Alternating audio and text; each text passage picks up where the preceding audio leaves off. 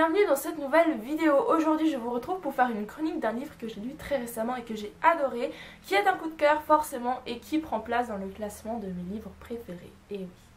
Du coup, pour ceux qui me suivent sur Twitter, Instagram et tout le blabla, vous savez sûrement déjà de quel livre il s'agit, mais pour ceux qui ne le savent pas, il s'agit du livre Le Passage du Diable par Anne Fine aux éditions L'École des Loisirs. Donc ça fait un petit moment que j'ai ce livre, depuis mars environ. Et l'autre jour je regardais ma bibliothèque, je savais pas trop quoi lire et je me suis dit celui-là a l'air pas mal. Du coup je l'ai pris, j'ai ouvert, j'ai lu les premières lignes et tout de suite j'étais à fond dans ce livre, j'ai vraiment adoré. Alors je vais peut-être vous raconter d'abord un petit peu ce qui va se passer dans ce livre. Alors on va retrouver Daniel, qui est un jeune garçon, je suppose adolescent vu que son âge n'est pas précisé dans le livre, qui se croit malade, enfin c'est plutôt sa mère qui lui dit qu'il est malade, qu'il ne peut pas bouger, qu'il doit rester dans son lit, qu'il ne doit surtout pas sortir de la maison.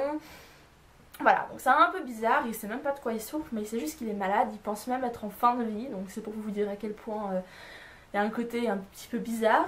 Et un jour il y a un médecin, donc Mr. Marlowe, qui va entrer dans sa maison un peu de force pour pouvoir examiner ce petit garçon qui... Enfin, je sais pas, les voisins savaient même pas que cette femme avait un petit garçon. Enfin, c'était vraiment un grand secret, indirectement un grand secret. Et du coup, bah, il va examiner le petit garçon, puis en fait, il se trouve qu'il a rien. Du coup, sa mère va être un peu prise pour une folle, et le petit garçon va être recueilli par Mr. Marlowe, qui va... Je fais un super accent quand je dis ça. Il va l'héberger pendant quelques temps. Et du coup, bah voilà, sa maison va être vendue et le seul souvenir qu'il va garder de cette maison, en fait, c'est une maison de poupée qui était la réplique exacte de la maison d'enfance de sa mère. Donc c'est pas la même maison dans laquelle il vivait, mais c'était bien la maison de l'enfance de sa mère. Et du coup, bah cette maison de poupée, c'est un peu, comment dire, toute sa vie, toute son enfance, vu que bah quand il était dans sa chambre et qu'il pouvait pas sortir, bah la nuit, il allait jouer avec cette maison de poupée. Voilà, en gros, c'est ça. Du coup, Daniel va se poser vraiment beaucoup de questions sur pourquoi sa mère tenait absolument à les garder enfermés à l'intérieur, pourquoi est-ce qu'il n'avait pas le droit de sortir, pourquoi est-ce que sa mère n'avait pas d'amis, et puis du coup, voilà, plein de questions. Mais en attendant, Daniel, il est hyper content vu que bah voilà, c'est un peu une nouvelle vie qui va commencer pour lui, il va pouvoir, comment dire, vivre une vraie vie d'enfant ou d'adolescent, je ne sais pas, grâce à ce médecin. Il y a encore plein de choses que je pourrais raconter, mais je vais m'arrêter là. Parce que je ne veux pas vous gâcher tout le suspense non plus. Alors, vous savez donc, comme je vous l'ai dit, il y aura une histoire de maison de poupée, d'une espèce d'enquête. Et voilà, c'est pas de l'horreur parce que je vous vois venir avec « Oh, une maison de poupée ça va être un peu bizarre. » Alors oui, ça fait un peu peur, pour certaines raisons que je ne vous dirai pas. Mais il n'y a pas que ça. Parce que moi, ce que j'ai vraiment aimé dans ce livre, même si j'adore les livres d'horreur, c'était pas forcément ce côté... bizarre, terreur ou autre. C'était vraiment le personnage principal, Daniel, que j'ai adoré, et je pense que c'est juste pour ce personnage que ce livre va dans mes livres préférés, parce que on s'attache à ce garçon, c'est un truc de malade.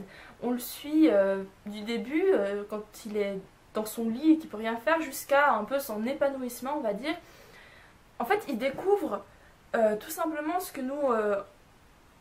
on trouve normal, enfin notre quotidien, je sais pas, entendre des rires résonner dans une maison et pas des aboiements. Ce petit garçon est juste hyper attachant et moi je l'ai adoré, j'ai adoré son caractère. En même temps au début il est très timide, très peureux, mais en fait tout ça, ça va se transformer en courage, en curiosité, en joie, et c'est juste magnifique de suivre ce petit garçon. Et aussi forcément comme je vous l'ai dit avant, c'est pas ce qui domine le plus, mais ce petit côté terreur bizarre lié à cette maison de poupée, au mystère. Mais pourquoi sa mère, est-ce qu'elle a fait ça? Pourquoi est-ce qu'elle est considérée comme folle? Pourquoi est-ce qu'ils l'ont enfermée dans un hôpital psychiatrique par la suite? Parce que, voilà, quelles sont au final ces raisons? Et puis, ce qui est intéressant, c'est que Daniel sait que sa mère l'aimait parce qu'elle voulait le protéger de quelque chose, mais de quoi? Ça, c'est la grande question, entre guillemets. Et du coup, bah voilà, on se demande quelles pouvaient bien être ces raisons. Non, franchement, j'ai eu vraiment de la peine à poser ce livre, j'ai lu très rapidement, pourtant il fait 400 pages, mais je l'ai lu en 2 jours. J'ai adoré ce livre, c'est vraiment super. voilà, je pense que tout le monde peut y trouver son compte. Tous ceux qui aiment les romans émouvants, ils vont être servis avec ça. Ceux qui aiment un peu la terreur, ils vont être servis avec ça. Bon, c'est pas la grosse frayeur, hein, mais voilà, disons que le soir, on n'est pas forcément à l'aise. Surtout si vous avez, je sais pas, des poupées à côté. Donc voilà, vous l'aurez compris, je ne peux que vous conseiller de lire ce livre. Il est génial, il a eu le prix Sorcière 2015.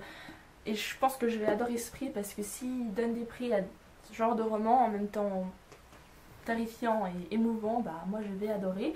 Je ne me lasse pas de ce petit garçon, je crois que il est vraiment trop mignon, j'aimerais bien avoir un fils comme ça. C'est bizarre à dire mais genre j'ai adoré ce personnage, il était trop mignon. Et en même temps il avait une force de caractère, donc c'était pas juste le petit garçon mignon, non, il avait vraiment une personnalité. L'auteur a très bien travaillé les personnages. Et je dois dire que il y a un petit côté Carrie, je trouve, dans ce livre. Donc, pour ceux qui ont lu Carrie, avec le côté de la mère un peu déjantée. Et puis un petit côté des orphelins Baudelaire. Je ne vous dis pas pourquoi parce que sinon je vous spoil. Mais voilà, c'est un mélange entre Carrie et les orphelins Baudelaire, j'adore. Franchement, lisez-le, il n'a pas eu un prix Sorcière pour rien. Donc voilà, je vous le recommande, en plus il est vraiment pas trop cher. Alors lisez-le s'il vous plaît. Lisez-le. Dans tous les cas, vous ne regretterez sûrement pas cette lecture, ça je vous le garantis. Et voilà, donc j'en ai terminé pour cette vidéo. N'hésitez pas à me dire si vous l'avez lu, je suis très curieuse de savoir parce que j'ai jamais entendu parler de ce livre avant. Donc je suis très curieuse de savoir si je suis la seule à penser qu'il est génial. Et voilà, si c'est le cas, bah dites-le moi, si vous voulez le lire, dites-le moi aussi. Donc n'hésitez pas à laisser des commentaires là en bas, à vous abonner à la chaîne, à liker la vidéo, la partager sur Twitter, sur Facebook et tout ce qui va avec. Et moi je vous dis à très bientôt, bye!